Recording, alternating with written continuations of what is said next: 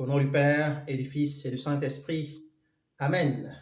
Bonjour chers amis et merci de revenir regarder votre chaîne YouTube Jésus Sauve qui aujourd'hui aborde un sujet assez scabreux, assez sensible. Alors, nous sommes en pleine période de Coupe du Monde de football. L'équipe d'Égypte a été éliminée de la Coupe du Monde de football. Cette équipe d'Égypte qui la dernière fois était en train de réciter des versets du Coran dans les vestiaires. Ça ne me dérange pas, c'est leur religion, il n'y a pas de problème. Tant que c'est privé, il n'y a pas de problème. Aujourd'hui, il y a quelque chose de grave qui se passe en Égypte. Il y a un monsieur, il est copte, donc il est chrétien égyptien copte, donc c'est les chrétiens qui sont dans les pays du Moyen-Orient. Il dénonce avec la plus grande fermeté le fait qu'il y ait une discrimination dans l'équipe de football d'Égypte, où les jeunes joueurs chrétiens ne sont pas convoqués.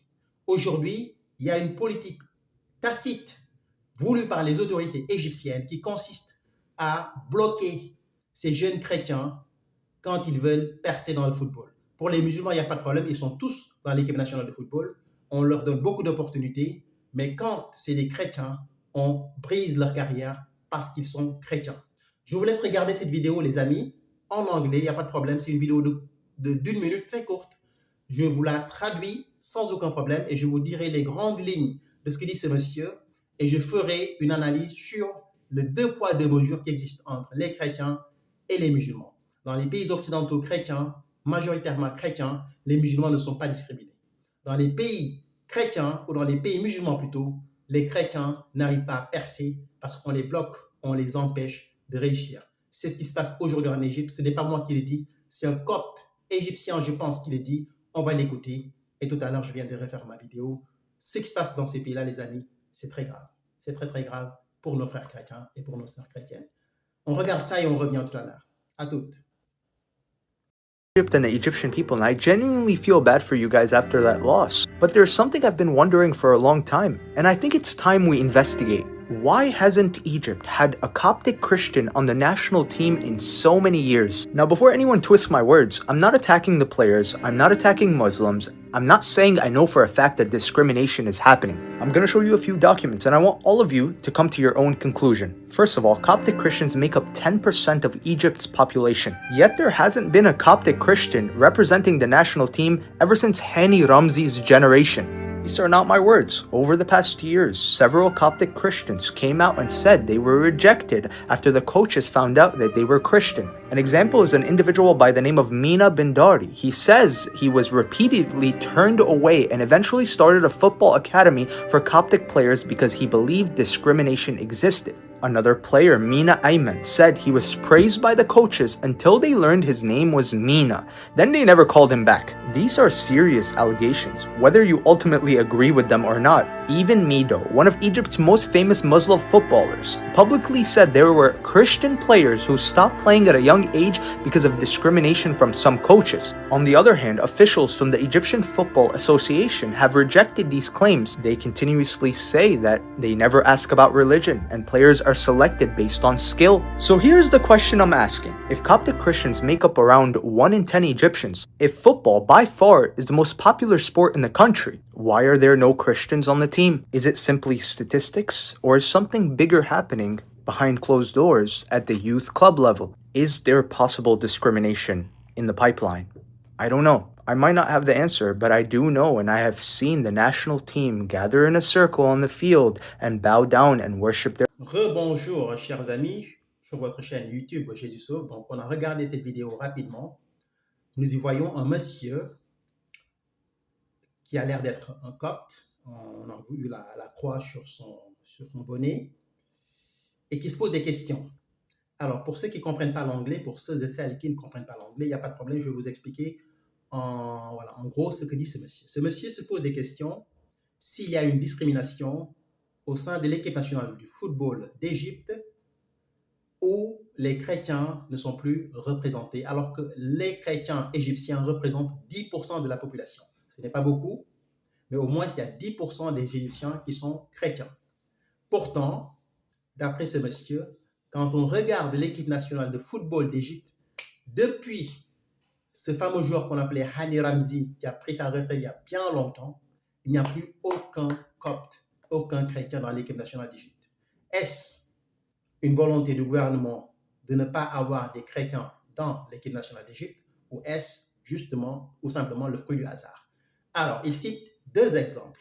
Il y a une personne qui s'appelle Mina, etc., donc qui n'a pas été sélectionnée en Égypte, en équipe nationale d'Égypte, et qui dénonce un racisme et une discrimination parce qu'elle est chrétienne. Et il y a une autre personne que cite ce monsieur qui n'a pas été non plus sélectionné en équipe nationale d'Égypte à cause de son appartenance religieuse, à cause de sa foi chrétienne.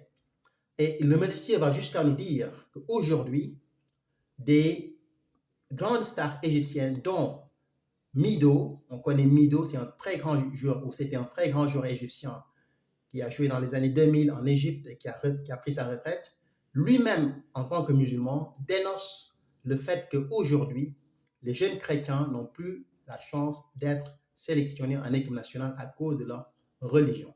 Ça, c'est ce qui se passe, les amis, en Égypte. Aujourd'hui, en Égypte, il y a une discrimination ou bien en tout cas une politique menée par l'État pour empêcher des jeunes talents chrétiens de prospérer dans le milieu du football, comme le font certains joueurs comme Mohamed Salah et autres. On a vu que l'Égypte a joué la Coupe du Monde, ils ont fait une belle prestation, ils ont été en huitième de finale, ils ont été éliminés par l'Argentine, etc.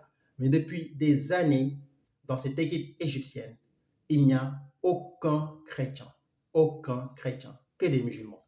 Alors, ce phénomène est d'autant plus perturbant et d'autant plus gênant qu'en Occident, où les chrétiens sont majoritaires, on n'a pas de problème à intégrer dans les équipes nationales et partout, dans toutes les sphères de la société, les musulmans. Aujourd'hui, à New York, le maire, il est musulman. Vous allez à Londres aujourd'hui, vous avez beaucoup de maires de villes, parfois même de grandes villes, qui sont de confession musulmane. Si je ne me trompe pas, le maire de Londres est musulman.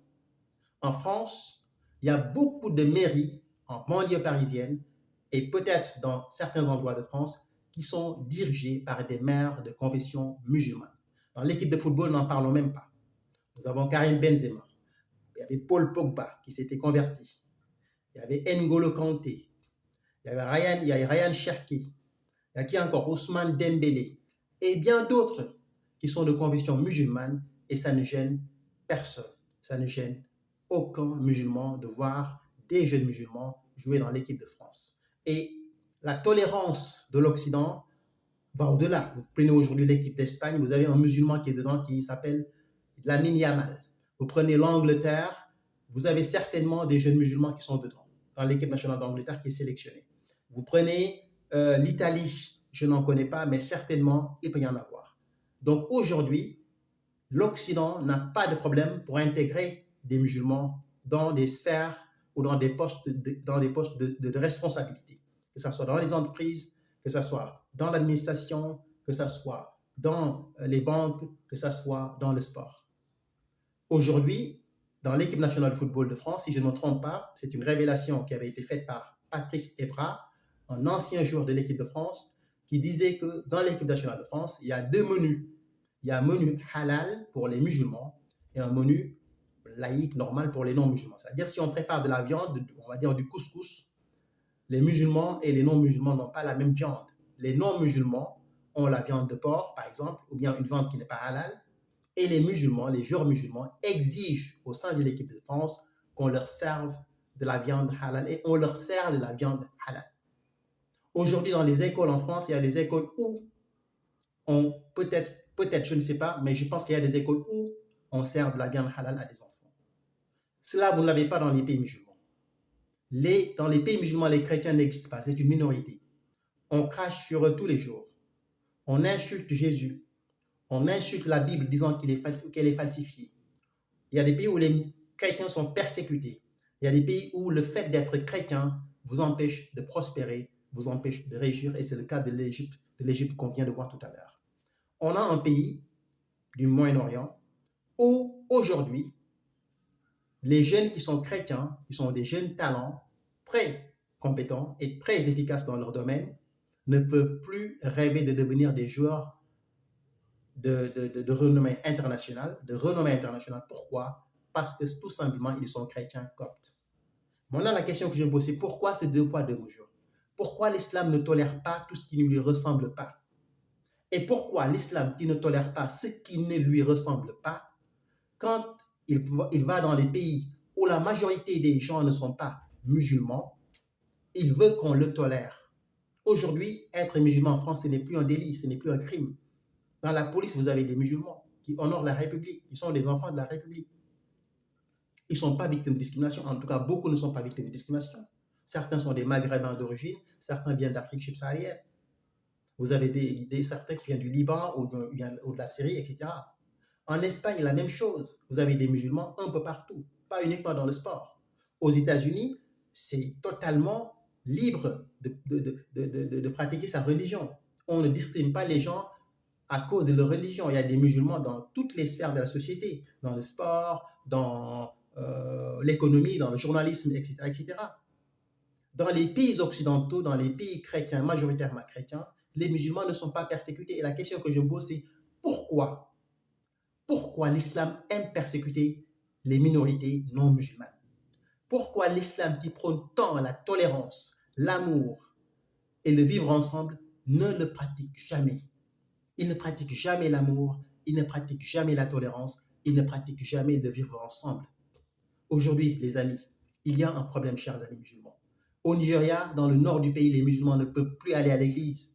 Ils se font massacrer tous les jours dans les églises. Il y a des attentats dans les églises. Parfois, c'est des hommes armés qui débarquent dans une église, qui tirent sur les fidèles, qui détruisent tout sur leur passage et qui sortent de l'église en brandissant une arme ou des armes en disant Allah Akbar. Pourtant, dans la partie du Nigeria où les chrétiens sont majoritaires, les musulmans pratiquent leur foi sans aucun problème. Ils vont à la mosquée, ils font le ramadan, ils n'ont pas honte de dire qu'ils sont musulmans. Pourquoi l'islam aime tant torturer les gens qui ne lui ressemblent pas? Cela me fait mal, les amis. Cela me fait très très mal, les amis. Donc, chers amis musulmans, cette chaîne est une chaîne qui a été créée par moi-même. Jésus sauve. Voici le nom que j'ai choisi pour cette chaîne. Jésus est le remède. Il est la solution à nos problèmes. Votre religion est une religion fausse. C'est pourquoi elle est intolérante. C'est pourquoi elle est méchante. C'est pourquoi elle est violente. C'est pourquoi elle rend la vie dure à ceux qui n'y sont pas soumis. C'est ça l'islam aujourd'hui. Ceux qui n'y adhèrent pas, on les bouffe, on les mange, on les détruit. Si on ne peut pas le faire avec les armes, on le fait psychologiquement. On les isole de sorte qu'ils n'existent plus dans la société. C'est ce qui est en train aujourd'hui de se passer en Égypte, où des chrétiens, des jeunes chrétiens très talentueux, qui ont des aptitudes extraordinaires en football ou bien au football, ne peuvent plus prospérer parce qu'on les empêche de prospérer parce qu'ils sont chrétiens. Chers amis musulmans, permettez-moi de prier pour vous afin que vous donniez votre vie à Jésus-Christ. Donnez-lui votre vie et vous allez voir que vous allez devenir tolérant, que vous allez aimer tout le monde et que vous n'allez plus discriminer les gens à cause de leur foi ou à cause de leur discrimination ou à cause de leur couleur de peau, ou à cause, de leur confession ou à cause de leur couleur de peau. Au nom du Père et du Fils et du Saint-Esprit. Amen. Seigneur Jésus, merci de m'avoir redonné la chance de revenir ici, partager cette vidéo avec mes amis chrétiens, mais également avec tous mes amis musulmans. Les musulmans ne sont pas mes ennemis. Ce sont des frères et des sœurs qui sont dans une fausse religion, qui les pousse à haïr, qui les pousse à détester, qui les pousse à discriminer leurs propres frères. C'est ce qui se passe aujourd'hui en Égypte. Les jeunes chrétiens ne sont plus représentatifs dans l'équipe nationale d'Égypte, alors que les chrétiens représentent 10% de la population. Pourquoi cette haine? Pourquoi cette violence? Pourquoi cette méchanceté? Pourquoi cette discrimination? Seigneur, je te confie tous les musulmans qui te cherchent. Je te confie tous les musulmans dont le cœur est malade. Tu es la solution à leurs problèmes. Donne-leur la chance, Seigneur Jésus-Christ, de venir à toi. Ouvre-leur leur cœur. Enlève les écailles qui les empêchent de voir la réalité et fais de ces gens-là, Seigneur, des disciples de Jésus-Christ et des enfants de Dieu.